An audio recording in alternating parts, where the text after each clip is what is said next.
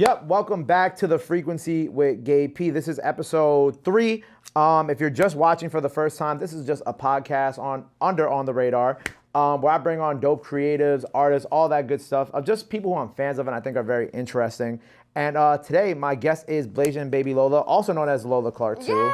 Yay! We're switching the names around a little bit now. We're switching the names, but BlasianBabyLola. But like it's been Lola, because you've been on the internet for a while. Because I was like, I did my research and like I think I had found your YouTube page. And if you go like if you click oldest video on your YouTube page, it's like from like 9 years ago. You were really looking then. I had to. It's like my job. I know. Yeah, it was Lola Clark. I forgot what the video was. It was like a review. I'm gonna find it while it was like an unboxing or hair review, something like that, yes, right? Yes. But it was Lola Clark this whole time, right? And I had asked you before the interview. I'm like, how do you want to be addressed when we start this? And you're like, let's do BlasianBabyLola. Obviously, all of Mafiathon. That's what you were going as too. At what point was like the switch? Because I think some people still refer to you as Lola Clark, and other people still refer to you as like BlasianBabyLola. Right. I went by BlasianBabyLola for a long time because I'm Black and Asian, so I made it BlasianBabyLola. But I kind of like wanted to divert from BlasianBabyLola and Lola Clark. Lola Clark is like I feel like I have two different personalities. So BlasianBabyLola is like my social media, Lola news anchor, and then Lola Clark is like behind social media. Okay, that's really Gemini of you. We were just talking about this before. It is. They have the Gemini. Two personalities. Yeah. So like, distinctify the difference between the two for like the audience. Okay, Lola Clark is in school. She's in college. She's laid back. She's quiet. She's very to herself. She's at home. She's cooking. She's just a chill girl. Okay. BlasianBabyLola is reporting live. We're outside. Let's have fun. Pictures, content. You know what I mean? Yeah. They're both the same person, but they're both not. Right. So that's kind of how I distinct it. Right. I think it's kind of like it's like how I have like my full name is like Gabriel Pabon, but Gabe P is like Gabe P. Like my friend will be like, yo, bro, you got to get out of Gabe P mode. Yes. And you got to go back to just be like Gabriel. You know what I'm saying? It's kind of like that. Yep. And you're able to like switch it on and off though now. Every time. But going forward, like we're just sticking with BlasianBabyLola on everything now. Yes, BlasianBabyLola on everything. Because you said that there was another person by Lola Clark, and they were getting you confused. Even though it was like it's a whole story. There's this girl. Her name's Lola Clark. Yeah. She's beautiful. But it's so hard for me to like tell people, hey, go find me on social media at Lola Clark, because she has my first and last name. So there's been times where like, oh my gosh. So when me and my friend Sarah, we were supposed to do a collab. This is the first time that me and Silky and Max, who stream, this was the first time we've ever met. But Sarah was like, hey, like, can I bring my friend along? Because he was like, hey, invite a friend over to the house or whatever. And I was like, okay, like, yeah, I'll go. And she was like, Lola, they think that you're somebody else. They can't find you. And I'm like, what do you mean? And they're like, they think you're like this white girl. And I'm like, no. So then they finally found my name, BlasianBabyLola, and they seen that it was like me. But yeah, so basically everybody always mistakes me as that. Yes. Does it like pop? Because like on YouTube, obviously you just pop up, but like on IG, it's like she pops up first. She pops up first. If you type in Lola Clark. Yes. Okay, gotcha. Yeah. So BlasianBabyLola. BlasianBabyLola. I'm gonna try and get my name back, but it might just have to stay BlasianBabyLola. I found the first video too. The first video that you had on your page was a hoverboard unboxing. For real? The hoverboard Segway unboxing. No, Gabe. And you have like little. Look at this. Hold on. No. Oh my gosh. That video is when I first like started doing YouTube. I did that video, and then I did what was it? Making a fake belly button piercing, and that was the first video that went viral. How old on were you YouTube. in that video? Like what age did you start YouTube? Oh my God, I started when I was like 10. Oh wow, okay. Yeah, like I wasn't really into princesses and stuff like that. I was always into social media. Like since you were like a kid. Since I was a kid. Well, that's a good segue because I was gonna get into like the origins of like BlasianBabyLola. Like, so what was like the first instance that that you really had with like social media? Like, how did that really begin? Because you said 10 years old. This video is almost probably 10 years old too. So Yeah. like, how did this all really begin for you? Well, I always used to talk to myself when I was a kid as if somebody was recording me. You know what? Wait, before you continue, you know what I'm really realizing about this podcast?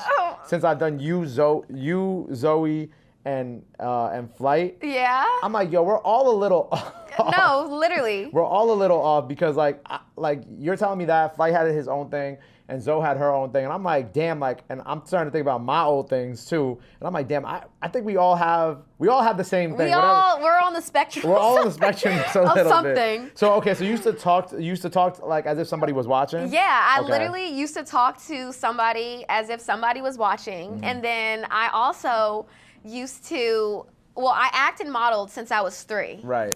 So my mom had me in front of the camera all the time. She had me like going to New York all the time to do videos and auditions and stuff like that. So Right. I always loved being in front of the camera.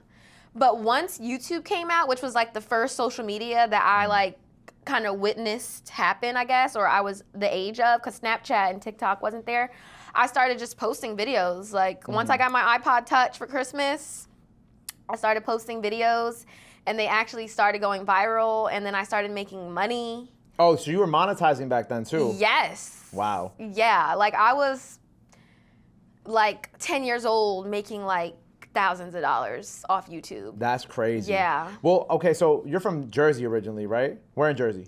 South Jersey. South Jersey. Yeah, Okay. so closer to Philadelphia. Okay, so closer to Philly. What is like because you know I heard you mention so you're Vietnamese, Black, and Cambodian, right? So what is your childhood look like growing up in that type of household? Well, okay, so my dad, he's Vietnamese and Black. So Okay. I'm more Black than he is, because his parents are Black and Asian. Okay. So my household was pretty Black. Like my mom whooped my ass. My dad, he was always at work. Right. But as far as like the culture and like being put into my household, they love to cook, which is why I love to cook and I want to like in the future own my own restaurant. Oh, But wow, that's great. yeah, I love to cook. My dad never really spoke Vietnamese, but my mom, she had me in a Vietnamese church where I like learned how to speak Vietnamese. Don't know how to speak Vietnamese anymore because I kind of forgot, but I used to like speak Vietnamese when Like I was fluently? a kid. Not fluently, but damn near. Okay. Yeah, like close. So you're second generation American or first generation in that case?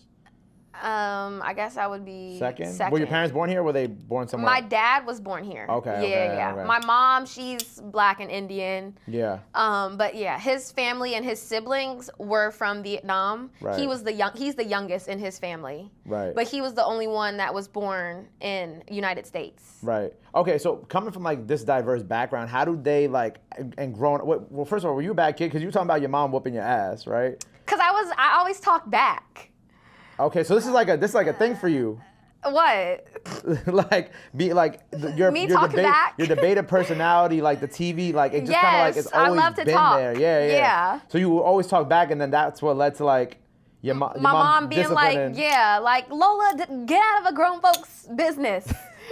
Cause everyone says like I have an old soul. For sure. So I would always be like, and then I'm also the only girl. So I have 4 brothers. Oh wow. Yeah, I have 4 brothers. I'm the only girl. So it would always be me and my mom. And then like with my brothers, I was like the princess. So I'm like, stepping into their combos with his friends. So I've always, like you said, kind of had that like, I'm here personality. Right. So Yeah. how do your parents, when you started developing this like love for social media and like you were 10, you were making these YouTube videos, you started making money, right? Did they understand? Because I know like, especially like having like a decent like immigrant household and like on not a full understanding of what this is, especially at the time and what social media was. How did you navigate that, and how did they kind of like, were they taking like your iPad or your laptop away from you whenever you're trying to make videos? Like what was that type of dynamic like growing up too? My dad, he didn't really know what it was. He wasn't really like a big, it wasn't that he wasn't a big fan, but he never really knew what it was. He kind of just thought it was like, you know, Lola's recording on her iPad, you know, just girl being a girl. Right. But like, since my mom had me in like all the like I was voted the cutest kid in America when I was like 7 with Rachel Get out of Ray. here, for real? Yes. Like my mom Can we had find that me, online? Yeah, probably. Wow, okay. Yeah. But she had, like, I was on Team Umizoomi, which Okay, is like yeah, a yeah. Nickelodeon show. So my mom always had me like on TV, on like shows and like in front of the camera. So she completely supported it. So your mom like respected like the love for being in front of the camera, and she like Yes. kind of went with it. So let's run those two things back. So you got the Rachel Ray, what, cutest kid in America, like what, 7? That was when I was like, ooh, no, maybe younger, like 5. So how did that process? So your mom submitted you, like? My mom. Did you go on TV? Yeah, my mom, she got a photo shoot done for me Okay. when I was really young. And then afterwards, she reached out to agencies in Philadelphia. They wanted me. I was signed with Reinhard and Abrams in New York before they became like A3 and stuff like that. And I would travel back and forth from New York and Philadelphia because they would always be like booking me and submitting me for stuff. Like I was on Burlington Coat Factory. I had like a billboard on Burlington Coat Factory. I used to be doing like yoga segments on demand as a kid. Like yoga for like kids? Yoga for kids, yes. Wow, okay. It was like a lot. But my mom kind of groomed me to do not social media, she groomed me to be in front of the camera. Yeah. And I just actually found a passion for it. Right. And I love it. Like, it was like I was born to do it. I was about to say, is it one of those things where it's like you were, I wouldn't say forced, but like where you were like, was there at any point something else you wanted to do? But I feel like, I don't know, but you kind of already answered that too, because you said that you were just talking to like a camera when you was a kid anyway. Literally. I mean, the only thing that I would want, like if this didn't work out, I would be a chef. Right, and that would become about opening your own restaurant. Exactly. And I feel like I could still try and do that. So like if in a perfect world, right, and in your future, because we're going to manifest it, right? Yes. One thing Lola was talking about before this interview was abundance. Mm-hmm. And, you know, sure, we are attracting abundance. We're attracting abundance. Yes, it's going to be an abundant year. Absolutely. So with the restaurant, like, what is kind of like your ideal perfect restaurant one day, like let's say 10, 15 years down the line that like you get to open up? Okay, so I want to do a Vietnamese soul food fusion. Oh, I like that. You know? So I feel like there's already restaurants out here like that, but with my recipes, it's going to be different. You know what I mean? Yeah. But it's basically going to be Vietnamese food. So it's Vietnamese dishes that are fusioned with soul food. So like a fried chicken with like a Vietnamese twist, or like a pho, which is like a really staple dish in Vietnam, but turned into like, I don't know, maybe chicken noodles. You know what I mean? Like chicken noodle soup, but in like a black way. Okay. Sweet yams turned into something that is Vietnamese. Right. So, what would you name it? That's a good question. I ain't gonna lie, Lola's is a fire Lola's name, cute, but everyone thinks Lola is, like, everyone thinks I'm Spanish. Because my mom's name's Lolita. Lolita. And I'm Lola. Yeah. So she made me a junior. Okay. But a woman junior. Right. I don't know any woman junior. I think this is like the first time I ever met a woman junior. For real? Yeah. Wow. I'm a junior. You know, I never thought about that either. Like, it's mostly like men that are named like juniors, not women. I know. That's interesting. I know. So and everybody I'm the only girl. They automatically think you're Spanish. Yes. What do they think you? What do they like? Do they say like Dominican? Yes, Dominican. They're like, "Are you Dominican?" And I'm like, "No." Or when I go into like the Dominican shop to get my hair like straightened, they'll be like speaking Spanish, and I'm like, "Porquito español." Oh no, not poquito. Porquito español. I'm sorry. Do you understand them? A little bit, not that much. You gotta be like, entiende más de lo que hablo. That means what? that entiende. Entiende. Más, like más. Entiende más. De lo que hablo. De lo que hablo. que hablo. That means I understand more than I speak. Ooh, okay. Yeah. De lo que hablo. Yeah. Got you. Or I guess since you're a girl, probably habla. Okay. Like habla. But yeah, but that way you can speak to them in Spanish, and you can. I know. I need to get better. And then, because I'm assuming at some point you kind of start to understand what they're saying because you've been there. Yes, and in Philly, like when I go visit Philly, which is literally 20 minutes away from New Jersey, there's a lot of like Spanish Pennsauken is another area in New Jersey. Pennsauken, okay. Yeah. I was about to say, there's already mad Dominicans in Jersey A already. lot. So, like, I can understand why the assumption would just be offered that you're Dominican Yeah. anyway. No one ever really thinks I'm, like, Black and Asian. Which is the BlasianBabyLola. That's why. Exactly. So, when you get to, like, so your mom had you, and what was the Nickelodeon show you were in? Timu Mizumi. Which one was that? I don't think I'm familiar with that one. It's like an animated show, Okay. but they bring real characters, like real human beings into the show. Okay, that's cool. So I was on the Easter egg. It comes out every Easter. Oh, so it's like a once a year type of thing. Yeah, every Easter it plays. Okay. And you played what? And I play, what's her name? April. Oh, wow. How old were you when you did this? I was like 11. Oh, wow, that's dope. Yeah. So, like, then, like, okay, so we get past the middle school years and we start going to high school, right? Mm-hmm. What is, like, high school like for you? Oof. It was hard. Really? Yeah.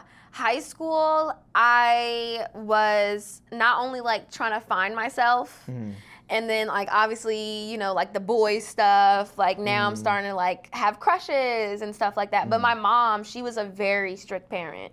Really? Yeah, like she didn't really let me tap into like, you know, like not tap in, but like get involved in the whole boy situation because she knew I had a lot going on for myself. Yeah. And I barely was at school because I was always doing auditions and always doing jobs. But I was also starting to really kick up my like social media stuff. So I feel like it was good for me, but it was also hard because, what year was it? Freshman year. So freshman year, I started having like back problems. Oh, really? In New Jersey, they do, I don't know if they do it at every school, but the nurse checks your back. I think Like, they check as a for, like, kid. scoliosis. Yes, Yeah, so I yeah. have scoliosis. Okay. I have scoliosis. And in high school year, I actually had to have like a brace Really? made. Yeah, like I had a brace made for myself, a custom brace.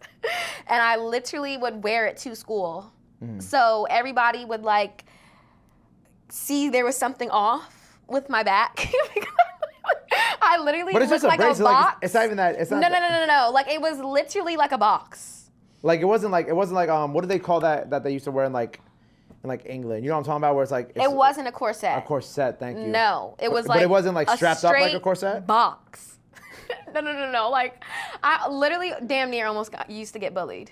Really? Just because Yes. of the thing? Yes. Wow. Yes. So how did that like I guess like affect? Because I feel like at some point like you know being a teenager the like hormones is going crazy. You're also Yeah. doing these jobs. Yes. You're getting bullied for something you can't even control. How does that affect like your confidence and even the things that you're doing outside of school? If it did. It did affect me, but it was good that I had an outside life. So school was strictly school for me. Right. In high school, like the first 2 years. I did my work, I submitted my stuff. I was social, like I was like the popular nerd in a way. But I kind of stayed to myself, just got the stuff done, and then as soon as I was done school, I would go out into like the life that I loved because I was doing my social media and I was doing my jobs and I didn't have the brace on because I wasn't doing the jobs in the brace. It was only when I went to school where I was wearing the brace. So it did affect my confidence, I'm not gonna lie, because it was like people seen me how I was on social media and then seeing me how I was in person. In school, yeah. So it was almost like, do they think I'm like a catfish? You know what I mean? Do they think I'm lying about this? Yeah, but I'm like, it's not even me being a catfish. It's just what I'm dealing with right now. Yeah, You know what for I sure, mean? yeah. So like at some points I would even like stop wearing my brace, and now the doctors are saying like, Lola, your back is getting worse. Oh, really? Like you Wow. might have to get surgery. Oh shit. Yeah.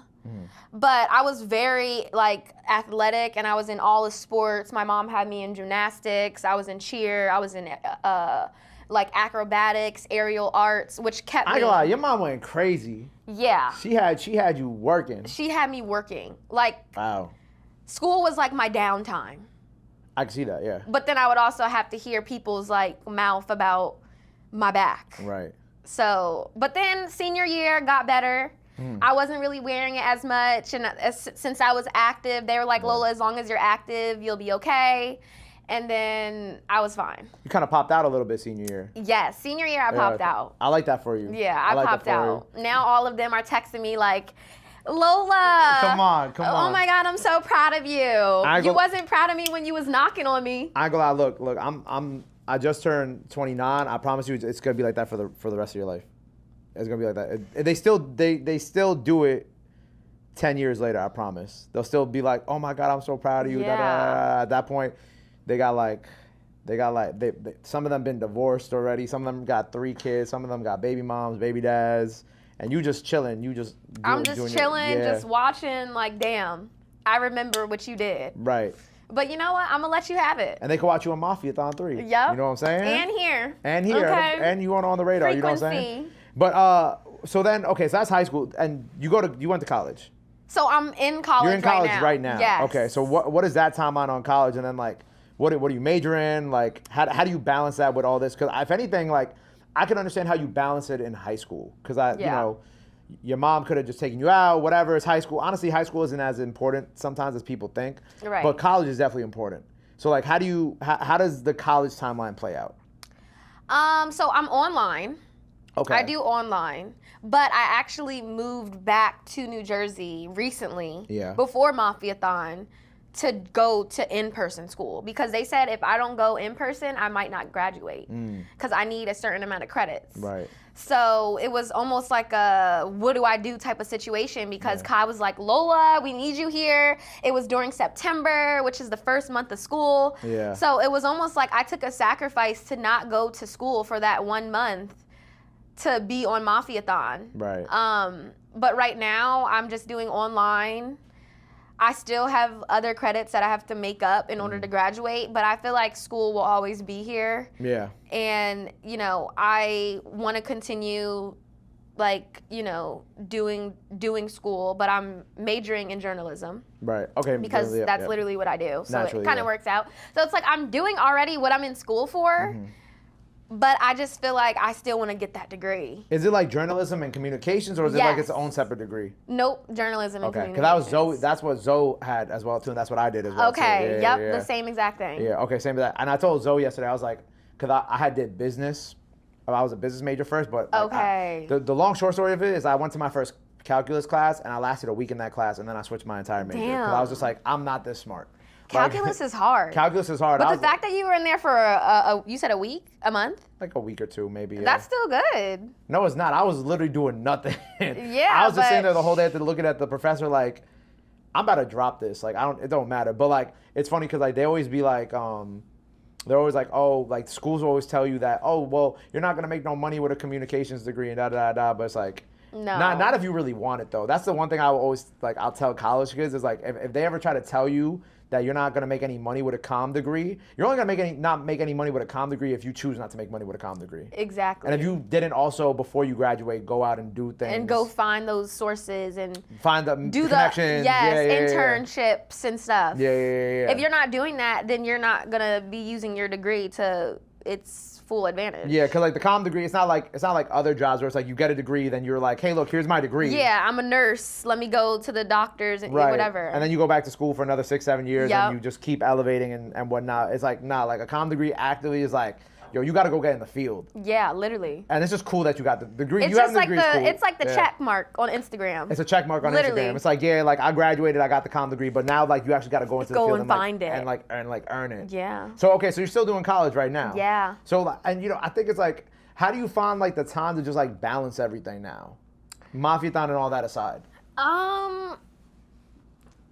I definitely would have to say I had to start getting more organized. Okay. Because I wasn't really an organized person.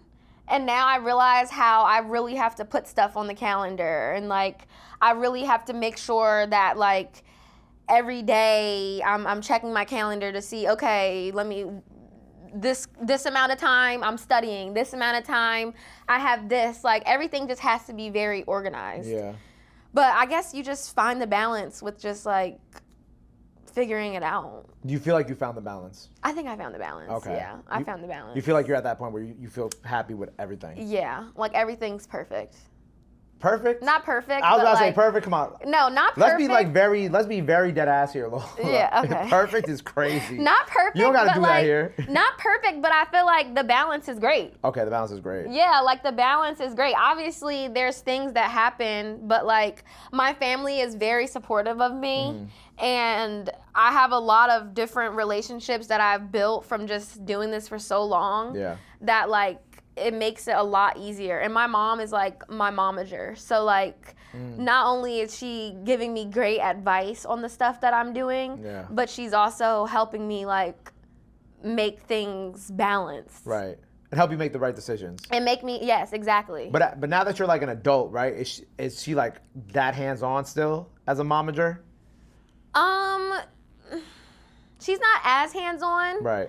But she's still there like a lot. Okay, that's good. Yeah, she's still there a lot, but I definitely had to like I learned what I had to learn with her help and kind of just continue doing it. Right. So consistency helped me a lot. How is like your mental health like overall with everything that's like coming your way and everything that you have to deal with?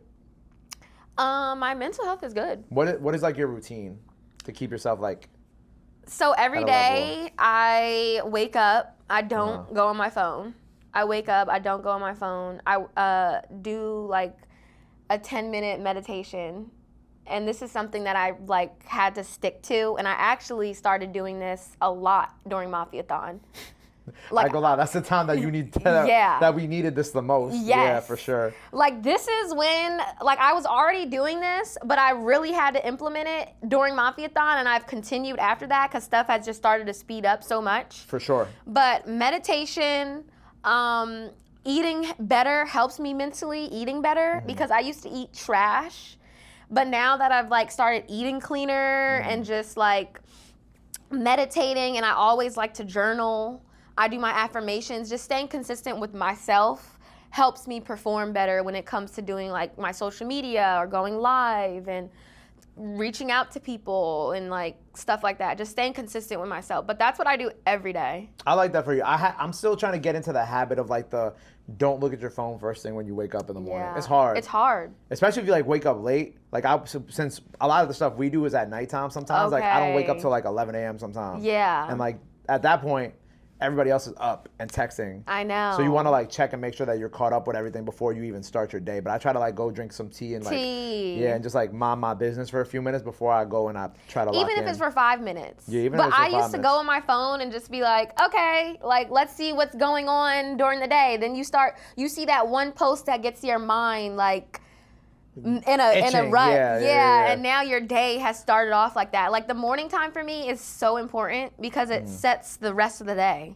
Yeah. Because you might even like mess around and find something that pisses you off. Exactly. And then now you're drinking your tea mad as hell. Exactly. Like, mad as hell, like just thinking about like everything that like is gonna bother you that day. Yep. Literally. But okay, so with like your YouTube journey too, right? Like you had the older videos, like you slowed down a little bit with like the posting and whatnot. Like the last video you did was I became a mom, and you didn't like it. Huh? You said you became a mom for a day, and you said I didn't like horrible. it. Yeah. Why did you like being a mom for a day? Okay, honestly, it wasn't because I didn't like being a mom, because I want to be a mom. Right. It was because my brother was playing the son. Okay. And I don't like being mean. So like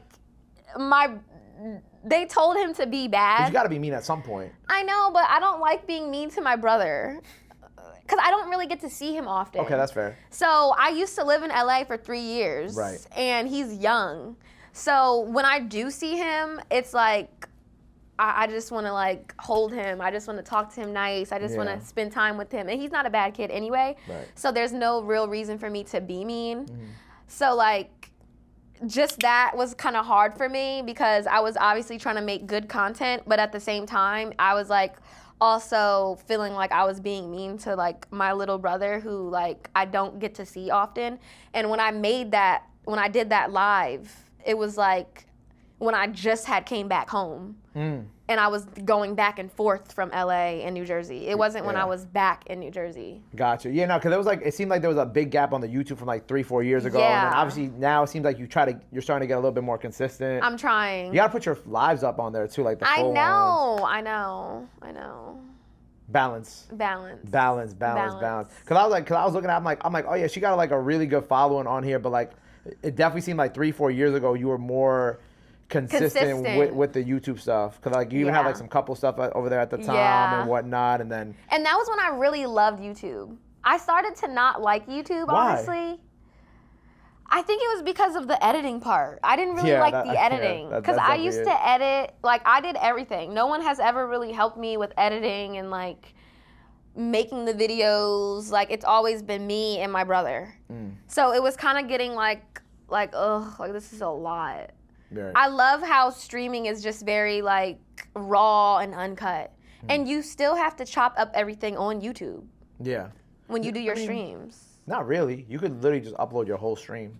Yeah, true. Like I think that's what we did for like a lot of like we did that for a lot of the Mafiathon stuff. We just like uploaded the whole thing. And just put it on there. We just put it on. Yeah, It did well. I need to do that. I ain't gonna lie, long form content does really well. That's like one of the things I picked up from Kai, like the longer form stuff, especially like, I mean, you saw like, I realized that when we kept going back to the crib each night and like if there was something that we missed, like we would watch like the longer form. Yeah. Like LeBron cutting his hair, like which we watched a little bit in the car when we were driving because we were doing errands, but then we went back to the crib and we like saw the full one. Watched the whole thing. I need to do that. Cause like you even did like the slap, the slap, the power slap. The power slap. I'm like, that oh, was good. Seen like the whole thing. Yeah, the whole thing would have been fire. Yeah, I'm gonna start doing it. No, now that you just, I just need to do it. But that's balance. Right. You mentioned the 3 years in LA, right? When did you move to LA? Right after high school. So that's when you were doing the online classes in college. Yes. So what was, because I was gonna bring that up as well, but like what was that move from Jersey to LA? Did like your mom go with you? Or that was just you entirely by yourself? By myself. Okay, so you were dolo the whole time. Yeah. No friends at first. Nope. 18. Well, no, I did have friends. Okay, you did have friends. Okay. Yeah. So basically, I moved to LA after I graduated high school because I was gonna be in a girls group for music. Yeah. It was. Slow down. Wait. Yeah. Is there any music online? Yeah. What was the name? I did not see that. Wait, Yeah. you actually got what? I do music. What's the name of the group? Well, the group didn't even work out. Oh, okay. But So the I group's had music is to- still online. No, the group music's not online. Oh, it's not online. So okay. basically, they moved me to LA in a big house with Alabama Barker, L, Tati. These are like other creators and dancers. I'm familiar with some of them. Yeah. In LA. We lived in a house in Laurel Canyon, and we were just making music with like big producers. We were signed to Rostrum Records. Yeah, I know Rostrum. Yep. And one of the group members that I'm still good friends with, she was like filming a movie.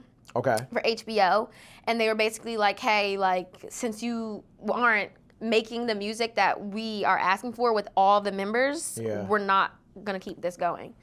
They said that's you or her? To everybody. Oh. So the group just stopped. So it just dissipated. It just dissipated. But so it's like one of those examples where it's like a label trying to put together a bunch of people. Kind of like Cat's Eye. Shout out Dante. Cause look, that's my best friend. That's his favorite group right now. But like Cat's Eye, like I know like, cause like being friends with him and a few other people, like I kind of learned how like the K-pop stuff works. Yeah. You know, and how like a lot of them are kind of like brought together. Even I even like One Direction was really kind of like brought together. Yes. So this is like one of those instances where a label is trying to create a girls group, and it would have been so fire. Yeah. Like actually, it was. We had like we were working out every day. They had like it was literally like.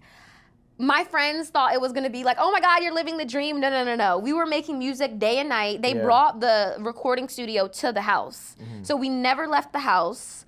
We had a strict diet. We had to work out all the time. They had us doing dance class every single day. Like, it was actually crazy. That's nuts. Yes. How long did this last for? Like 3 months. 3 months. Okay, so your first 3 months in LA, were you trying to, like, well, not, you were actually part of this girl group. So it was you and this girl group. Then the label just said, we're done. We're done. We're done. Had no other place to live. Right. Luckily, I shipped my car out there because I still wanted to be mobile. Yeah. And literally had nothing. So what do you do after that? So after that, I'm like, I can't go back to Jersey. Yeah. Like, everybody is like, oh my God, Lola is, in LA. I didn't want my parents thinking like, I couldn't continue living out there. Like, I just didn't want to let myself down. I did all this, had everybody thinking that I was going to be out in LA. I wasn't going to fold. So I was literally like couch surfing. Wow. Yeah. So you just like had no place to live. You were just jumping people's couches. Jumping people's couches. So when did you finally land on your feet in LA? So that's when I got into a relationship with my ex. Okay. Yeah. And that's when all the YouTube content and whatnot was going around. Yeah, I was still doing YouTube at the time. I took a big pause during like the LA part because I was doing music, focusing on music. Yeah. And I have songs out and stuff like that. But once I got into a relationship with him, I was living in Utah for a little bit. Wow. Okay. Yeah, because he was like playing out there, and then I moved back to LA, and we were like living together for a couple of years, and then I had enough to afford to live by myself, and then I stayed in LA. Wow. So, okay, so your music career, let's talk about your music career real quick. Yeah. Are you ever going to go back to that? Is that ever like something that's even on your mind? Because I feel like me, it's like, it's not something that you publicize a lot. You know what I mean? So it's like, is that ever something that you want to revisit down the line? Yeah, Okay. I mean, I love singing. Like, I really do. Like, I love singing. I write my own music. Like, it's something I want to go back to, but I feel like since I found my niche of being a, reporter, media correspondent, I kind of have to stay consistent with that because right now, I mean, with after Mafiathon, the momentum has been crazy. So, yeah. I mean, right now, I feel like I'm just building my support system so that in the future, maybe I could drop something and people are like, oh, shoot, like Lola, the news reporter, has a song out. Like, yeah. But I do have music out, and people really loved me for my music. They did. That's fine. Yeah, they did. Do you get comments like people asking you to put more music out? All the time. Wow. Yeah. You're kind of like the queen of like jobs at this point. Because like I've seen like so much already that you've done. Like I saw the Skim stuff that you did. You were in one of Sweetie's videos. Yeah. You did some stuff for the NFL, for New Era. You're a singer. You're a news anchor. All that. You've done everything. What do you feel like, what has been like one of the best gigs that you had, like odd gigs that you had, and what's been like the worst? Ooh. I really had a good time filming the NFL Super Bowl commercial. Okay. Yeah. Like that was something that I never thought I would get. So basically, the audition process was already hard. Right. And then during the time, all the fires were happening. Oh, this was in January. Yeah, this was in January. So all the fires were happening in LA. I was living in LA. I thought that I was about to get like kicked out of the house because, if you were in that certain area in LA, you had to evacuate. Yep. So I'm like, oh my gosh, this is when like the audition's happening.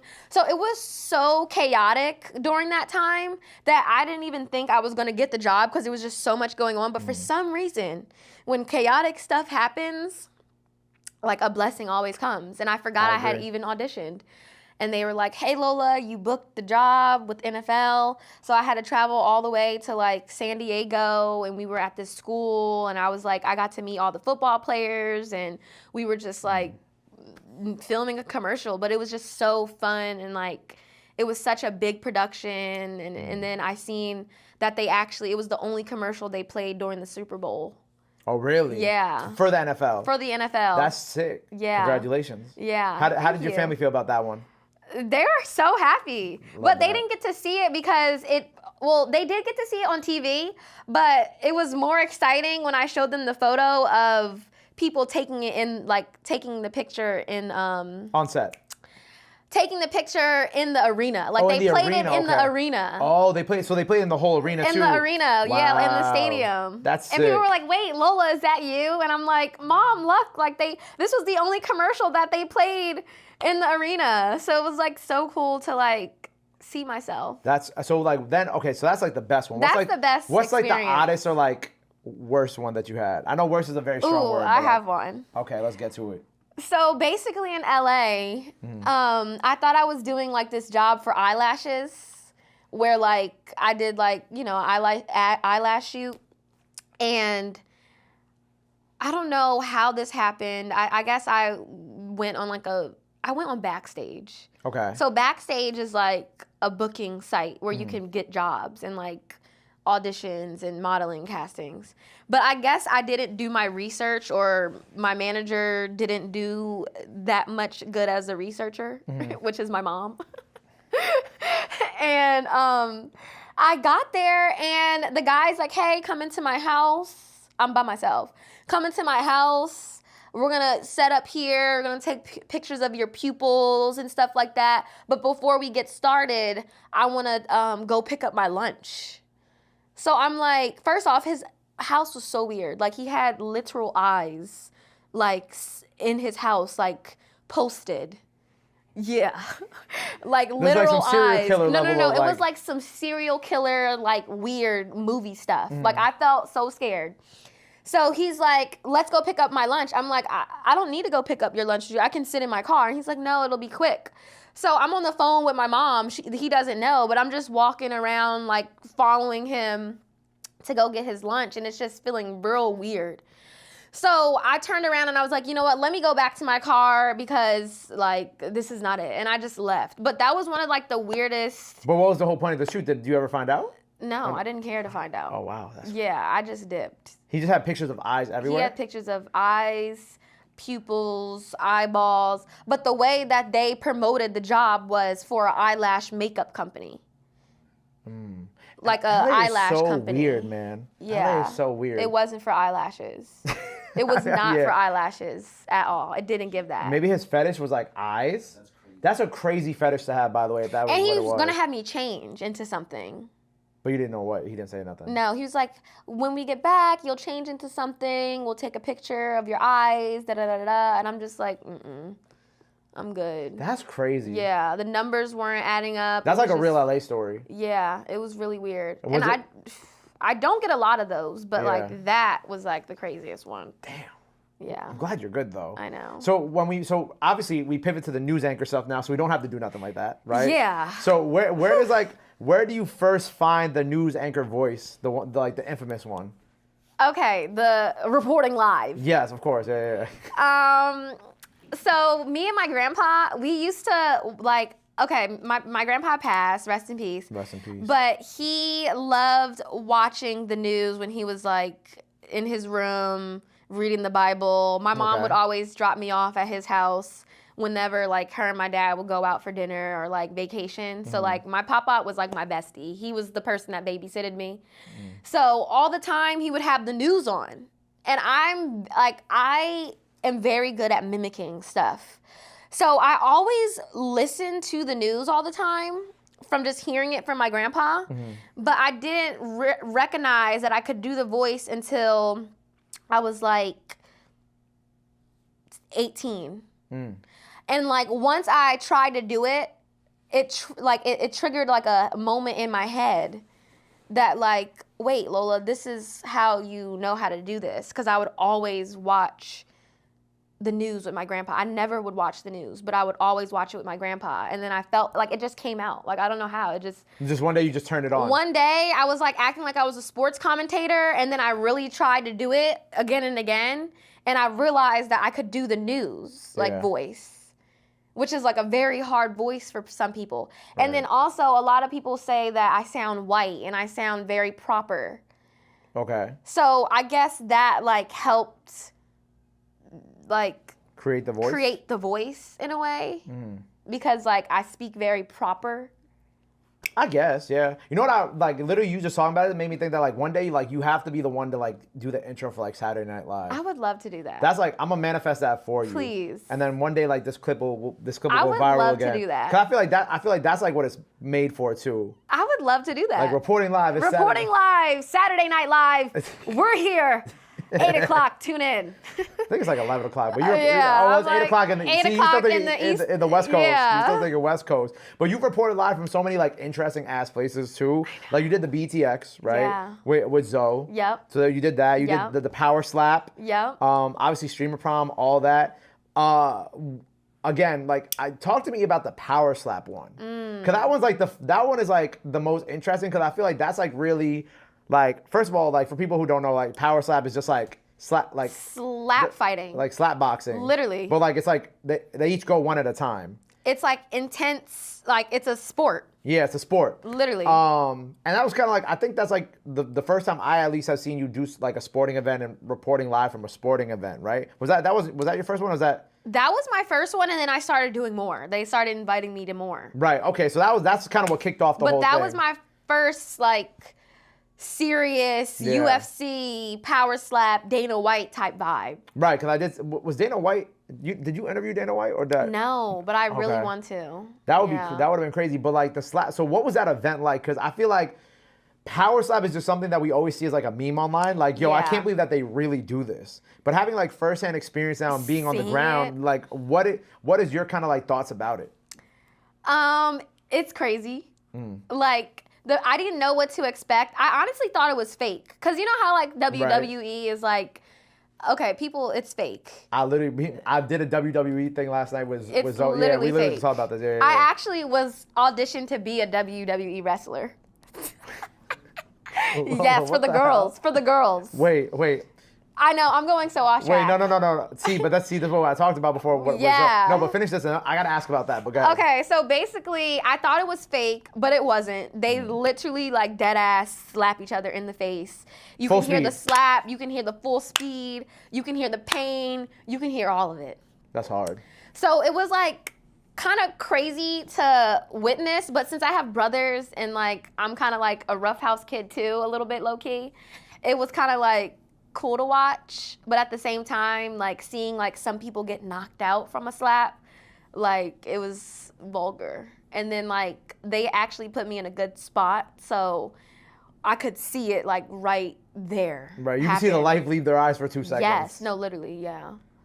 It was scary. That's crazy. Yeah, it was crazy. But okay, WWE. I had to let you get that off. But what the hell? I know.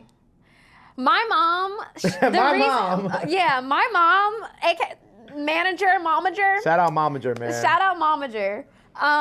She submits me to everything. Like, I feel like how I've been able to be in the rooms have been in and talk to different people and know the things that I know is because I have tried literally everything. Right. And my mom was like, Lola, there's a job online, paying for, this amount. Why don't you try it? So I literally auditioned and I was like the first runner up to be a WWE, it's not bad. Like, Diva. Yeah. Yes. I auditioned. I know all the like moves on how to like land properly. For real? Yes. But it was too like impacting on my body. So it was too much. But you said you run up or you got it? I was just a runner up. I didn't get it. But if you got it, would you have kept going? Probably not. No. Yeah, no. Damn, imagine. I ain't gonna lie, that's kind of tough. You could have been doing the news reporting live I know. on WWE, and then you get tackled and you start, It would have been fire. But it was just too much physically. No, I ain't gonna lie. You see how much like toll it takes on all like, you know what I'm saying? Like I think it was even seeing like the Hardy brothers when Kai had them come through. Like you could just tell that they've been like that their bodies have like been through it. I know. Because they really used to do the acrobatic shit when we were kids. Like they were really jumping off the ladders. Falling into the big pits and flipping on each other. Yeah. Like all that stuff is a lot like physically. Yeah, on your body. And then it was also like if you really wanted to be in the WWE, it had to be something you really committed to. So I feel like I wouldn't have the flexibility of like going back and forth to LA and New Jersey and New York to like do what I really love to do. Right. Well, kind of like going from there, right? Then we get to Streamer University, right? How does because obviously I feel like Streamer University is what kicked off like everything else that you've been doing, right? Yeah. Especially like Mafiathon and all that. How did the Streamer University stuff come about? So me and Kai were really good friends like before Streamer University. During COVID, when I was doing social media like hardcore when I was in high school, I was doing talent shows and my cooking shows on stream. Like everybody would tune in, all the like influencers would be watching and everybody would be tapping in, and that's when Tylil and Kai were also doing their streams on Instagram Live because everybody was stuck inside during COVID watching Instagram Lives. So I guess we came across each other from doing that, and we were always just good friends on social media, but we never met in person. So I seen that he had posted the Streamer University thing, and I was like, oh my God, this would be so fun. So I reached out to him, and I was like, Kai, like, I just seen Streamer University. Like, I don't really stream as much as I used to before, but I would love to, like, try it. So he was like, yeah, Lola, like, audition. Let's see, what your audition looks like. And I auditioned, and he gave me the opportunity to be on Streamer University. Was your audition one of the ones that they reviewed live on that stream? Yeah. Oh wow, okay. Yeah. And what was his like and reaction for that audition like on the stream? He was just just like W Lola, W Lola. And then the rest was But no one knew I was gonna do like the reporting live thing. Right. Yeah, like I promoted that I was a media correspondent and I love doing interviews. Wow. And I never have been to real school before. Like I've never been on a college campus. Right, because you're doing the online stuff. Exactly. So what overall, like work aside, like what was that? How did it feel to actually finally get to have that somewhat of a college experience? It was so fun. Like it was so fun. Like, okay, I don't know if I could live in a dorm for that long, but like living in a dorm with like I was partnered and roommated with my friend. Right. So it was so fun. Like just being able to like go into people's rooms and say hi. The food was a little bit I mean, that's college. Yeah, but it was that's college. Yeah. But I think it was more so like with high school, I didn't feel the togetherness. Yeah. So Camaraderie. The camaraderie. So during this, it was like fun because I felt like I was building a family, and it was only for 3 days. Right. So like overall, you get the experience a 10 out of 10. Yeah, for sure. But this wasn't like your first like experience like with other streamers, because you had mentioned that like Silky and Max. Was that before Streamer University? That was before. Okay. So you had already like been friends with them before even all this other streamer stuff had happened. Yeah, I was good friends with them.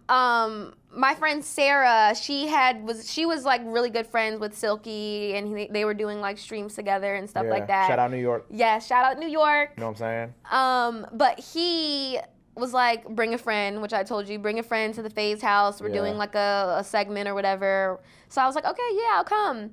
And his good friend Max, who's from Jersey as well. Shout out Jersey, man. Come on. Shout out Jersey.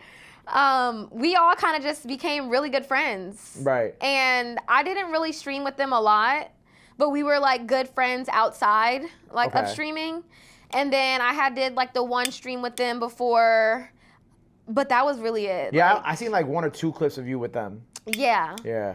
So we did one stream together. It was fun.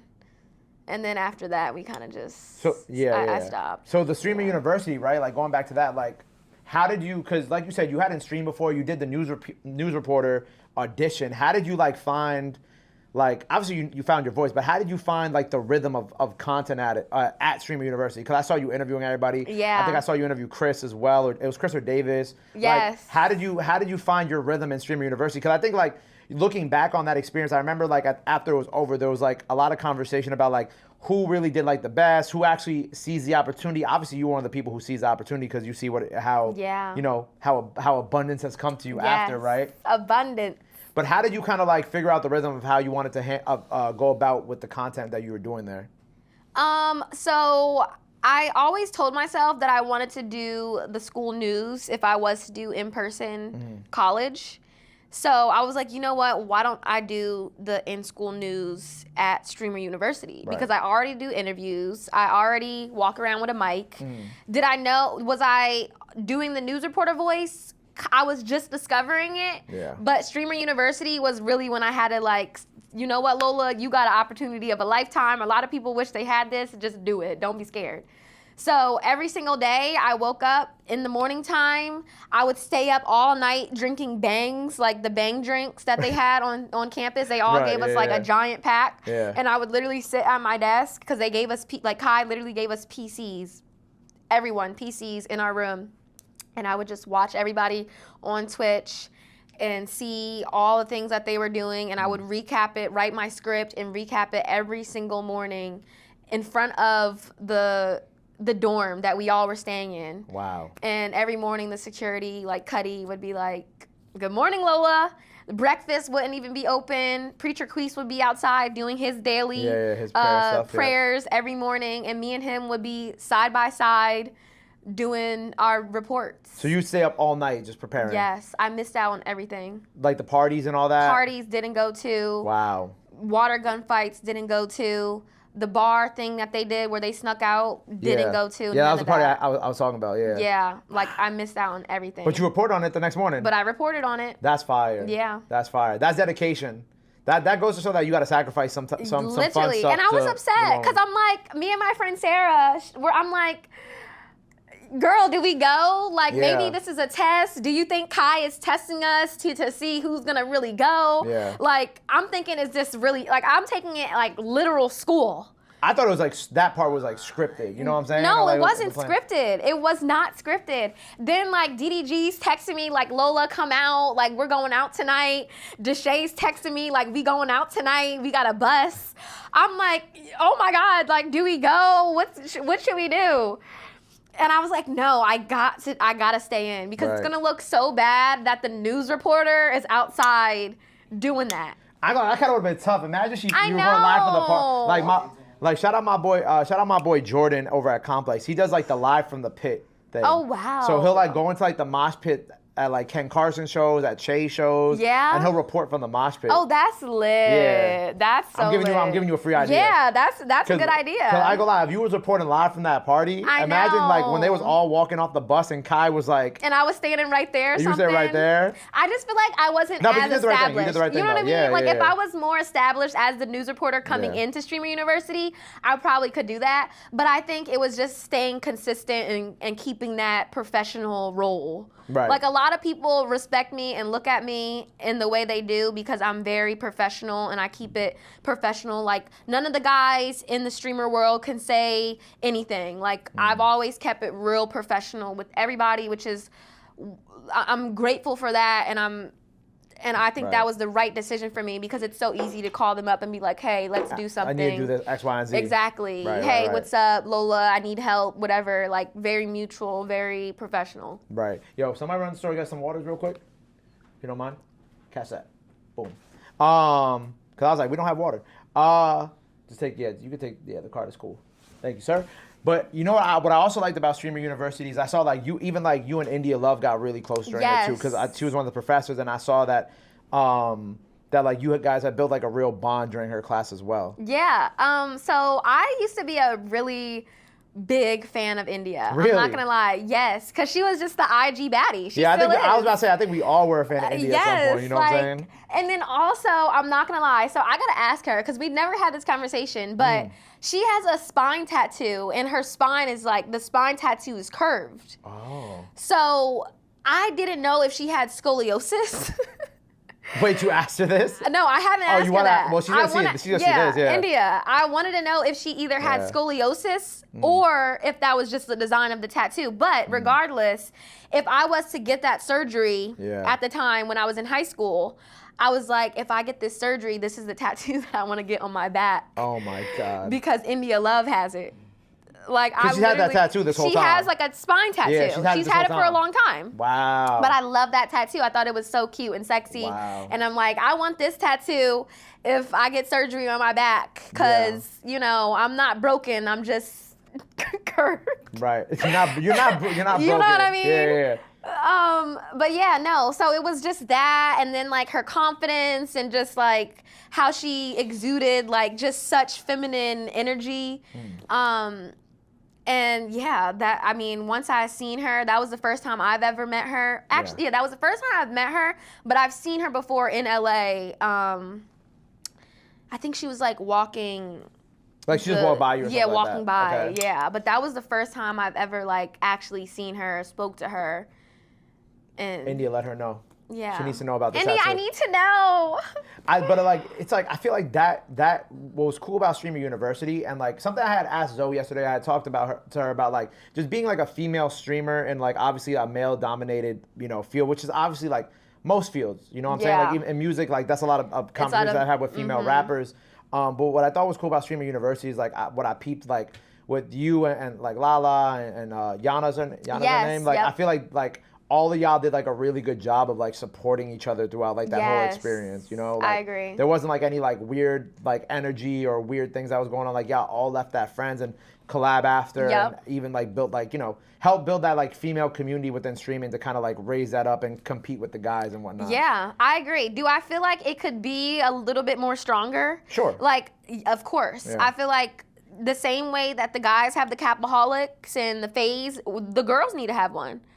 Like, I'm waiting for somebody to put that together because All right, I'll boom, be house. there. What do you house dream? Well, I don't know what y'all would call it, but like if y'all did like that content creator house, right? Y'all had like a Capaholics house or the Clover house or whatever, Yeah. like the female version of that. Yeah. Who would you want to be in it with? Definitely India. Okay. India, Yana, Brooklyn, my friend Sarah, Extra Emily. Extra Emily's my Just everybody. Like, I mean, there's not really too many. There's a lot of women streamers, but like, I mean, the people that I'm close with are like them. So Yeah. I feel like the girls. Right. The I think at some point girls. one of y'all got to take that leap and like We just have to do take it. the leap. You know We what I'm saying? do. I feel like we could run it up. Like we could go crazy. The content would be so crazy. Yeah, it's like it was kind of like when I was talking to Zoe about like her girls' night stream where she had like it was like I don't know earlier this year, and she had like all women from like kind of like the tri-state. She had like Lay Banks and Maya the Don and a bunch of other Tulum. people. Yeah. Yes, I was there. That's one of them. Yes, That's one of yes. them. But I'm talking about the sleepover stream, but the Tulum, Okay. but the Tulum one is another one. Like Yes. I really enjoyed those because like it's just the content that comes out of it. Like obviously just like y'all getting to have fun and express Yes, yourselves. yes. And also there's no guys around, so you guys are able to kind of like just be yourselves. Be ourselves. Don't gotta worry about no guys being weird or nothing like that. Just have a good time. Have a good time, be ourselves, and create good content. Literally. Yeah, that Tulum trip was mad funny, Literally. though.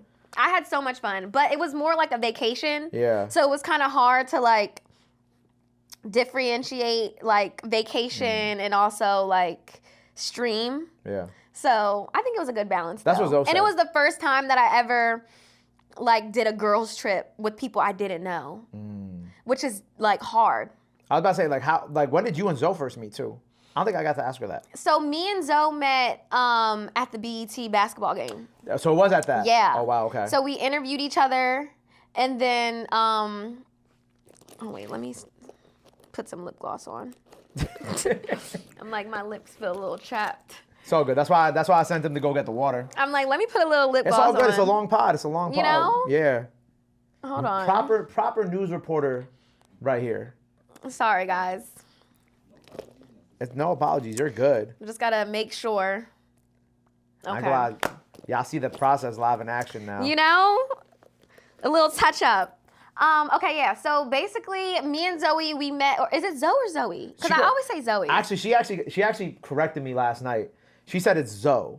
Her Okay. full name is Zoe, but it's Zoey. Okay. So she's like, it's Zoe. 'Cause Zoe. I keep flipping between the two by I accident. always say Zoe because it's so cute. So Yeah. I'm like, Zoe. But okay, It's so Zoe. me and Zoe, we met in the BET basketball game. We did interviews with each other, but it was very fast because obviously she was playing in the game. But I love Zoe. Like, she's so sweet. Her energy is like so like just bold and out there. And she says the stuff that I be thinking, but I don't say it out loud. Because you're more media trained. Because I'm like so media trained. But no, she's a character, and she's also a Sag, and I'm a Gemini, and that's like sister signs, so we're like very compatible. All of a sudden, everything's starting to click. Yeah, we're sister signs. Love her. But we never really talked after that. We did hang out. We actually went to the strip club together. You went to a strip club? What, New York? No, in LA. Okay. So after the BET, I ended up at the strip club with my brother and some friends, and she was there, and we were all there having fun, just like throwing money. Yeah, having a great time. And then she reached out and was like, Lola, like, do you want to go to Tulum? We're going on this like girls' vacation. Oh my God. And I'm like, oh my God, Zoe, yes. So we went, and it was actually a great time. It was such a great time. That's great. We got to learn a lot about each other. I think they also got to see the Lola, not the BlasianBabyLola. They saw Lola Clark. Yes. Nice. They seen Lola, and they got to see that like I'm a really cool, chill person. A lot of people are scared to kind of be around me sometimes because they know how like professional and like not uptight I am, but like that they think I'm reporting live all the time. Yeah, they like you're able. They think that you're turning it on all the time. Yes. You know what I mean? Yes, which sometimes I do because it's just It's a natural thing. Yeah. Habit. Like how you were talking to somebody, I'm like, oh, you were about to turn on the reporter Yeah, voice. exactly. Toss that. Because me and Lola, she just, you know what I'm saying? My lips are getting a little. Hold on. Thank you so much. Huh? Nice to meet you, Lola. I've never wanted water so bad. Yeah, me too. See, the one day that Toby doesn't come, we don't have water. This is why Toby is no free promo. Yeah, that's why you my guy. No free promo. You said what? No, you asked me for pizza. You didn't ask me for, you know what I'm saying? Thank you so my much. hearty, thank you. All right, real quick. Yum. Water break. Water break. Ooh. So good. Yeah. We have like a few more things to talk about, and we're done. Yeah. Amazing. It feels like life water, right? Oh my God, I feel so much better now. My head was getting a little lightheaded. Talking for an hour straight is not for me. No, but we got it. Throat is now hydrated. All right, cut. We're back. All right. So Mafiathon 3, right? Yes. That's where we met for the first time. Yes. Right, and so we can officially tell everybody, right? We can officially say it. You've been saying it a little bit, right? Yes, I've been saying it. As long as I don't get a call from Kai or Bree after this, we're cool. Yeah, no. So our rooms were actually right next to each other the whole time. We were neighbors. Yeah, we were neighbors the whole time. They was like, all right, guys, we have to keep this super immersive. So like when Lola's on the news, like nobody go into the room. Don't film no part of Lola's room. None of that. Keep it over there. They said that to you? Yeah, they're like, wow. they're like, please do not post that this is right there. No one knew. Cause I feel like they figured it. I don't think they did. Yeah, when you started bringing the boys in. Oh, because they would. Yeah, because oh my God, I would literally tell them, don't leave. Like, don't go back on stream. Don't go back on stream until 30 minutes later because I don't want people to know that you were in the newsroom. But from what I've heard and what I've talked to, we thought they knew, but people didn't pay attention. Yeah, people just don't pay. Yeah, they don't pay attention. They turn their head for a second and they're like, oh, okay, it was just a sec. You know what I mean? Like, I go like, when you had Tota on for a segment, I was like, Tota's gonna be the one to ruin it.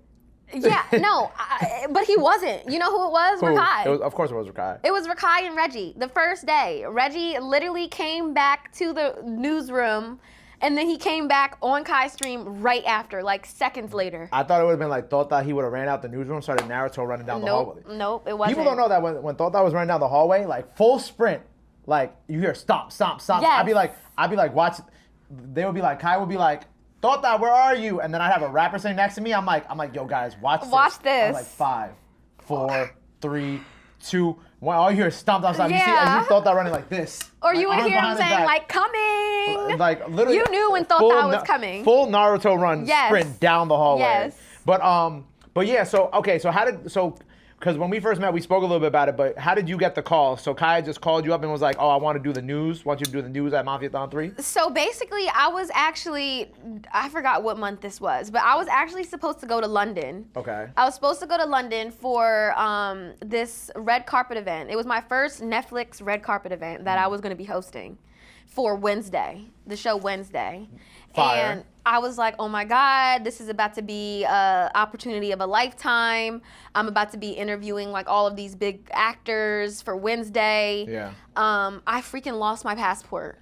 Yes. Damn. Never have ever done that before. I lost my passport. So I'm like going crazy. Like, what am I going to do? I'm freaking out. How am I going to make this happen? I told the company that I'm going to be there. Netflix is waiting for me. I got a dress made. Like, I was so freaking upset. I know you had a fire dress. I had a fire dress. Mm-hmm. Like, it was like too good to be true. Everything was happening perfectly. But the day that I was supposed to fly out, I lost my passport. Wow. So I'm like calling my mom, like, Mom, what am I gonna do? Like, I lost my passport. Can we get it expedited? Nothing was gonna be able to fix this. But then, of course, something good happened because it was something bad was happening. Yeah. Kai texts me like, Lola, are you coming to the AMP pool party?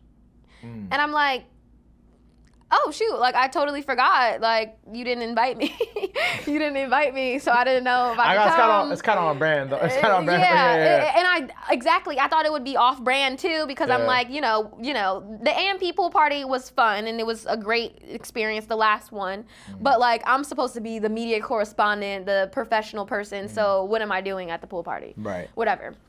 So honestly, I'm like, yeah, I'm going. I lost my passport. I still had one more day to get to Texas, so he was like, you can bring your brother.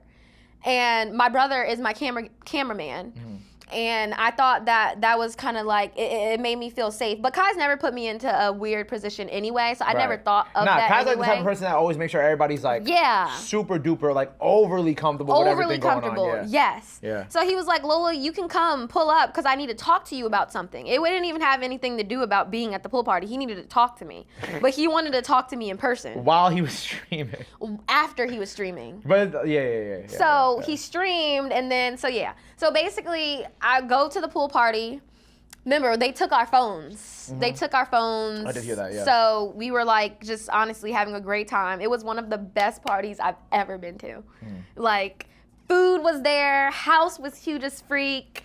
The people were just so, like, it felt like old times, like old high school parties in senior year where everybody's actually like locked into like the present moment. Yeah. So finally, he got off stream. And he was like, Lola, like, come to the side. So me and my brother, we stuck together, obviously, because that's my brother. And he doesn't really know anybody. He was just, like, my cameraman at the time. We were in the house, and he was like, Lola, like, come to the side. I want you to be a part of Mafiathon 3. Dope. And I was like, no freaking way. He was like, no one knows this, but I want you to be a part of Mafiathon 3. I want you to report live. He was like, I've been watching you. You've been doing so well. You've been consistent. Like, you really took what you did at Streamer University and you really, like, you stayed consistent and everyone can see your hard work. And it's so crazy because I felt like nobody was giving me, not that I wanted it, but I kind of did a little bit because I seen everybody else getting, like, recognition for, like, doing their stream stuff after Streamer University. And I felt like nobody was seeing my hard work because I wasn't getting as many people, like, reaching out to me to do collabs and stuff. So I felt like, you know, like, what did I do? Like, what did I do to people? Yeah. Like, what did I do? Right. So he was like, I've been paying attention to you, Lola. Like, you really did your thing, and I want you to be a news reporter for Mafiathon 3. And I almost cried. Like, my brother was like, Lola, your life is about to change. Like, oh my God. And I'm just like, thank you, Kai. And he's like, yeah, but you can't tell anyone. So he was like, are you going to be free the whole month of October? And I'm like, yeah. And at the time, He said October or September? I mean, September. Okay. Yep, September. He's like, you need to be free the whole month of September. And I'm like, thinking like, damn, I'm about to move back to New Jersey. Like, what's about to go on? But at the time, I didn't care. Like, I was going to do it. Screw it. F it. I don't care. Like, I'm down. So that whole month, I was preparing for Mafiathon. Wow. You did great. Thank you. What was your favorite segment that you did? My favorite segment was with Rakai. Was with Rakai? Yeah. Which one? Because there was a couple of them. All of them. The pizza one was my favorite. Yeah, all of them. The pizza them. one was hilarious. He's just such a funny guy, and I just also, like, at the end of the day, it's very entertaining and it's live, but it's still work. Right. So, like, just seeing how hard Rakai works at such a young age and how good he is and his work ethic, like, even him wearing professional outfits every single day. No, yeah, they told us. I forgot who we were talking to. We're like, he's gonna wear a suit every day. They're like, yeah, he picked out like 60 suits or something like that. Yeah, that's all him. Like, nobody's telling him to do this. Yeah. Like, this is all him. So just seeing that work ethic, it almost motivated me because it's like, why am I complaining about the stuff that I'm doing, or why am I having trouble doing this? And he's literally like years younger than me doing this. Yeah. So it was almost like very motivating, and it was almost an honor to like be doing, I mean, collabs with all of them. Right. Because it was technically a collab. Yeah, technically it was a collab. Yeah. So I just felt honored to be doing one with Tota, Ray.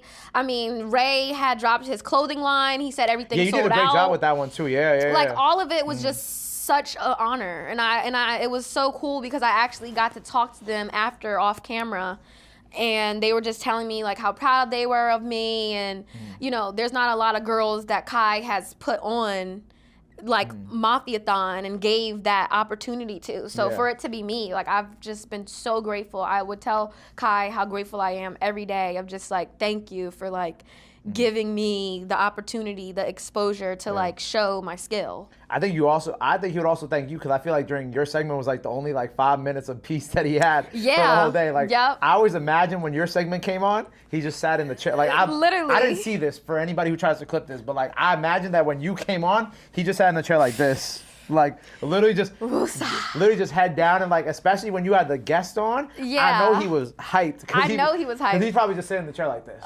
Finally. Just a moment of peace. Like it's like Not off camera. his only moments of peace were like when he went to the bathroom Yep. or when you were on. Yep. Cause like at any other time, like he always was on camera. Yep. Which is crazy. I know.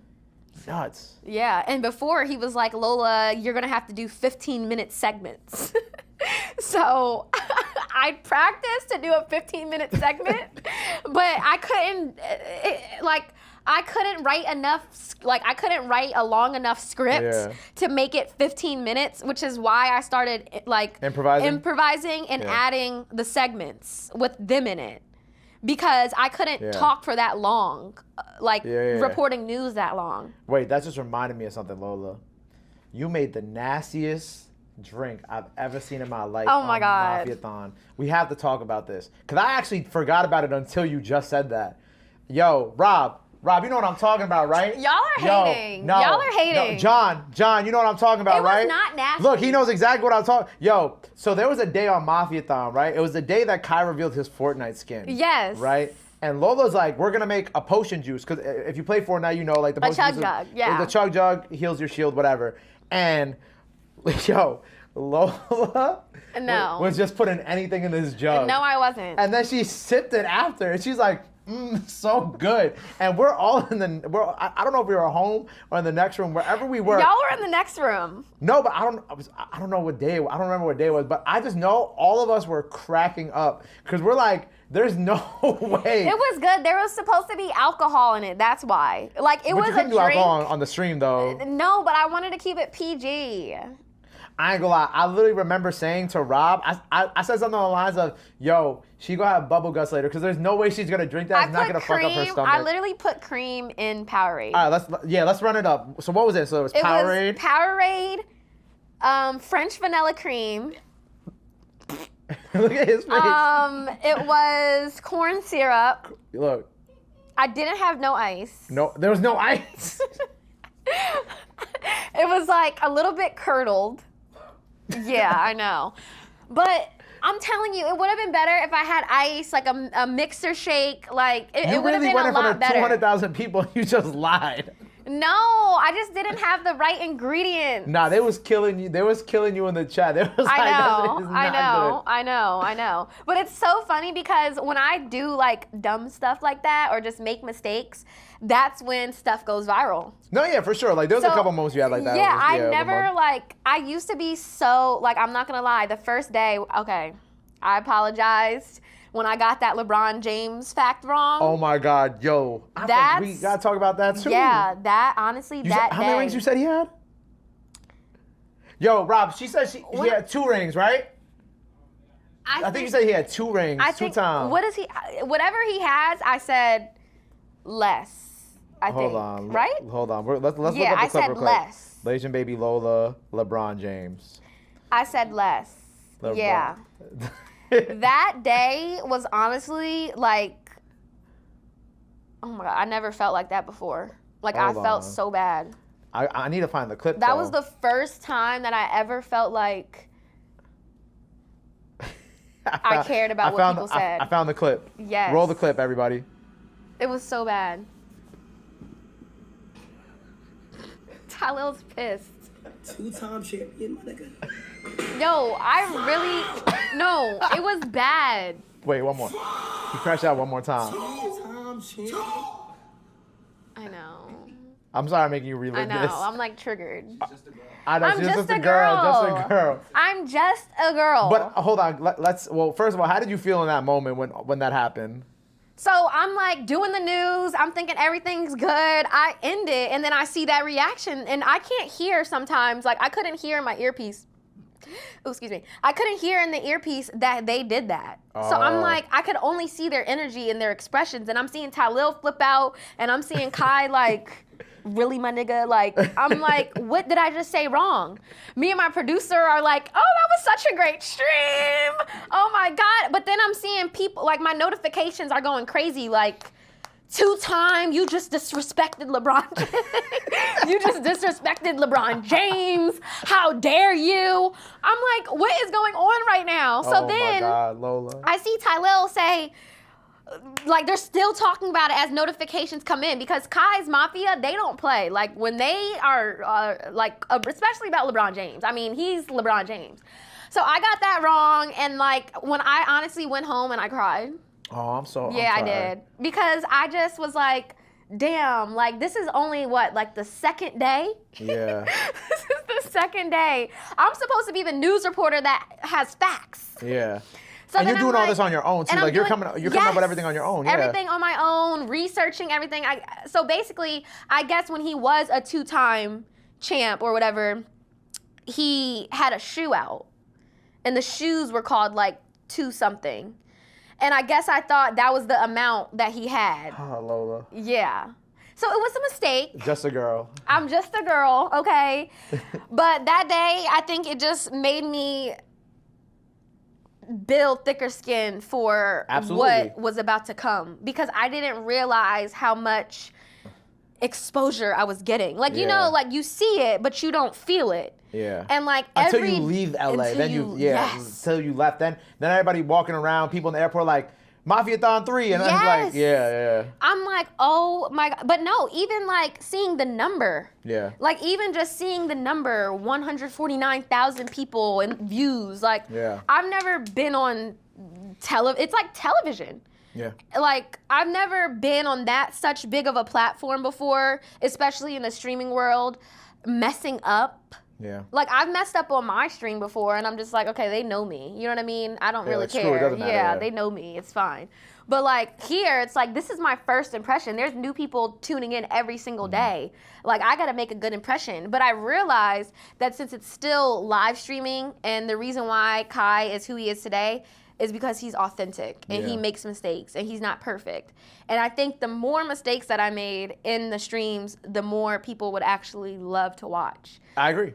Like, they loved when I would stutter. They loved when I would mess up a line. They loved when I made a mistake, because it was like, oh, the news reporter, because they used to call me AI. Like, I was getting comments like, is this AI? Like, does Kai have an AI girl? Because it's so good. It's so, robotic and good. Damn. So people thought I was AI. I ain't gonna lie. Do you remember the day that we pressed you too? First of all, make it a little warm in here because it's cold. I know she's cold. Can you just make it a little warm? Second of all, do you remember the day that we pressed you? No. You don't remember when we pressed you? Wait, remind me. Oh, because we had AZ Chike on, right? Yes. We had AZ Chike on, and then you did the news. Yes. And then I don't know who your graphic designer was. Yeah. See. But I ain't gonna lie. All of New York, all of the West Coast got hands for your graphic designer. For real? I mean, I don't know. I'm assuming. No, I know, but because we did AZ Chike, and they put a picture of Joey Badass on while she was reporting about AZ Chike. And Joey Badass, that wasn't Joey Badass who did Mafiathon. And then also the fact that AZ Chike and Joey Badass were beefing. Oh no! 5 months prior to that, on like they were doing diss records back and forth. Yes. I did not know they were dissing. I mean, I didn't know they were beefing. Yeah, this is like a whole thing. There was look at Calvin's No face. way. I'm just a girl. Exactly. And I was like, I remember we watched that, and like Dev goes, is that Joey Badass? Yeah, no, and I was like, didn't know that. That's why when you guys came out the room, we're like, yo, who did the graphics for the show that day? Because someone will have some problems with somebody. Because I ain't gonna lie. I was like, I don't want to make Kai look bad on the West Coast or back home. And then I especially don't want to get the rap fans all right. I don't think people notice it enough to make it a big thing, like especially on Twitter. But in the chat, though, it was crazy. They were wilding in the chat. They were wilding up in the chat about it. I was like, oh no. I was like, oh no. And this was like right after this was in the beginning. This was like a day or two after the LeBron thing. I know. So I was like, oh, I did not know that. No, honestly, I did my research, seen that it was AZ Chike, sent it to the graphic, and I thought the graphic designer would do what he was supposed to do, and clearly he didn't. And then there was one day, I don't remember who it was, but you pronounced a rapper's name so funny that we were all. What did I say? I don't know who it is. I really don't. I would have to literally go back and like look through I feel like I everybody. know who you're talking about, but it's not coming Was up. it Young and May? No, it wasn't Young Okay, and I thought you might May. have said like Young Ma or something like that. I forgot who it was. I feel like I know who you're talking about though. Okay, I'm not sure who it was. I'm gonna go back and watch. But I think the one thing that I want everybody to know is that you really did like all the research and everything like by yourself. Like that was Yeah. all Lola. Yeah, that was Nobody all else, me. just Lola. That was all me. People were telling me, like, go find interns to go do it and Yeah. help you. You could have all these people go find it for you Yeah. and just do that. But no, I was there for Mafiathon. I literally packed my PC with me in my suitcase. Like, I wasn't trying to spend a lot of money, and they were trying to charge me an arm and a leg to ship my PC to LA. Yeah. So I literally took the risk to pack my PC in a suitcase, which is, like big. Of course, yeah. You spent a lot of money to And transport I that. stayed up every night watching the streams, like I was doing at Streamer University. I would write down everything and then really go into depth and write my script, figure out a little joke that I could add to still keep it entertaining, then come up with the segment that I was gonna do, whether it was with somebody else or by myself, get the stuff at the store the day before, still make sure I do what I gotta do for myself. So everything I did was on my own. Yeah. Give it up for Lola, man. Come on. BlasianBabyLola, man. Insane. So, is there anything that you would change about the experience? Not like the experience as a whole, because, obviously we both had such a great time. Yeah. The one thing I would change for you, I'm going to say this. Okay. They needed to give you your motivational speech. I know. You didn't get to do your motivational speech. I wanted to do that. I was going to do that motivational speech the last day. I know, but by the time, because I know he cut it because LeBron was already LeBron was already cutting. He came earlier, so I ain't gonna lie, my son already had the fade by the time that you were supposed to do it. It wouldn't have made sense. Yeah, it wouldn't have made honestly. sense. Yeah, But- so I was okay with it. But aside from that, is there anything you would have changed? Literally, you read my mind. I I wouldn't have read your changed mind, anything sorry. but motivational speech. I feel like, I don't even know if I can disclose this, but there was a guy that was like, his name's Justin. He was like filming a lot of the behind the scenes stuff. Yeah. And I don't know what that could be for, but Oh no, he already posted about it okay, that he's doing a documentary. or something like that. Yeah. Okay. I think we could talk about it, but just not talk about like In depth. in depth about it. But he already posted, and I think people Okay. online already put to, because somebody posted a picture. I think he posted a picture of him interviewing you. Okay. Because you were sitting outside with the view in the back. Yes. Because he interviewed me in the room. Yes. So I don't know what they're doing with that, but hopefully Yeah, that gets I to don't come know out what they're one day. doing with that, but I feel like that was when I really got to like say my motivational speech and Right. say how I felt. Yeah. But I don't think there's anything that I would want to change. I feel like Yeah. everything was awesome. I learned so much, good and bad. But if I could do the motivational speech and just speak for the woman, Yeah. I feel like that definitely would be something that I would want to do, like if I could do that. Word. Shout out Kai, bro. Shout out Kai. Shout out Kai, man. Shout out Kai. So, you said for the women. So as a woman, like in this industry too, like what are some of the challenges that you've had to overcome? Because I don't know if it's like just clip farming, but I've seen like clips online of people like either, not like, I want to say talking about you, but like you could tell, it's like with Zoe, like, how like Yeah. Zoe has moments where it's like people try to try her. Yes. Right? And like, Yes. I know that you've been in similar situations where people have said things about you in that type of regard. So like, how do you deal with moments like that? As especially in this new kind of like frontier of like entertainment and media and kind of being we mentioned like some of the few like girls to actually really push this forward. Like, how do you deal with that? I don't deal with it. I'm just kidding. Yeah, I don't deal with it, actually. I just see it and I don't pay it any mind. And I also realize when I try to deal with it, Yeah. I actually give the person more, like, clout. Yeah. So I'm not going to talk about you. Like, if you're talking about me, now you're not getting talked about because, like, I'm not about to give you my energy and bring Right. the chaos or whatever you're trying to cause over, you know what I mean? So I just don't. Like, I realize that the less you speak about it, the less people will be worried about it. Boom. I like yeah. that. I like that. So I just don't even give my energy to it. I just let it be. As you shouldn't. Yeah. Well, before we get out of here, you have a couple things coming up. You got a movie that you're starring in. Yeah. Let the people know what do you have coming up. What can we be excited for from Lola going forward? So I'm doing a featured film. Yes. I'm playing the daughter. It's a black film with a couple of people that have acted in some of Tyler Perry's movies Dope. and shows. So I'm so excited. The director is a really good director who's based in LA, but we're filming it in the East Coast. Nice. Back home. Back home. Yep. But yeah, I'm just excited. I'm excited. Like, I've always been so used to dipping my feet into all different pots, but I really do love acting, and I feel like this is something that will be able to show like a different side of me. Yeah. And not the professional side of Lola. Well, it'll still be professional, but like people are gonna be able to see my vulnerability. I feel like I'm not as Your range too. Yes, Yeah. my range, my vulnerability. Like, since I'm so used to being like a happy, positive, or professional person, no one really gets to see the sad, upset Lola. So when I have opportunity to like do that, which is what I'm gonna have to do for this role, it feels so good because I never can like it's like that's not my image on social media, so I just don't do that. Right. Yeah. Well, I'm excited. So we got more Yeah. streams on the way, of course. More streams on the way, more collabs, Hopefully, IRL Streaming interviews. University.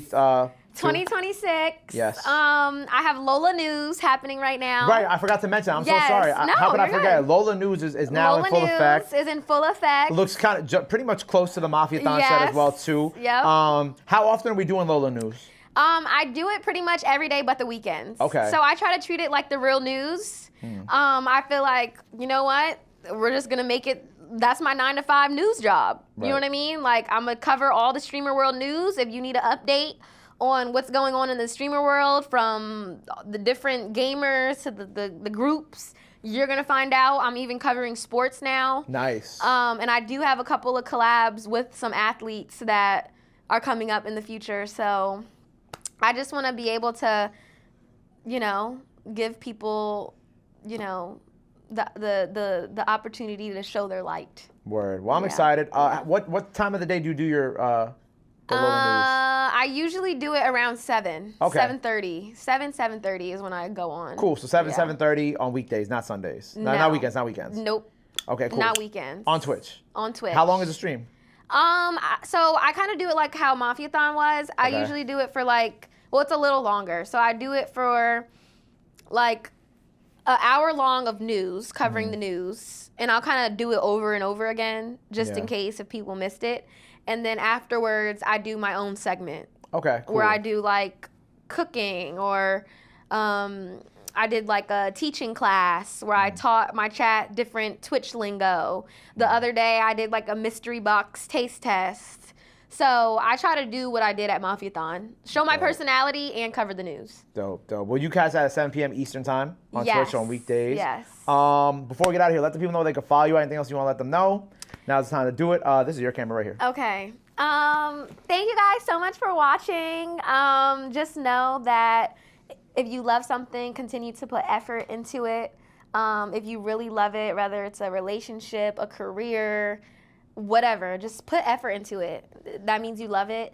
Everyone's a star, so find the light in you and continue to shine. And you guys can follow me on all platforms at BlasianBabyLola. Reporting live, we are currently here at On the Radar Frequency. The energy's vibrating right now. Gabe, thank you so much for having me today. I really enjoyed myself. It was such a pleasure for having me here today. Reporting live, we are signing out. Back to you. There you go. Till the next episode. You already know what it is. BlasianBabyLola. Till next time, the Frequency Gabe P. We out.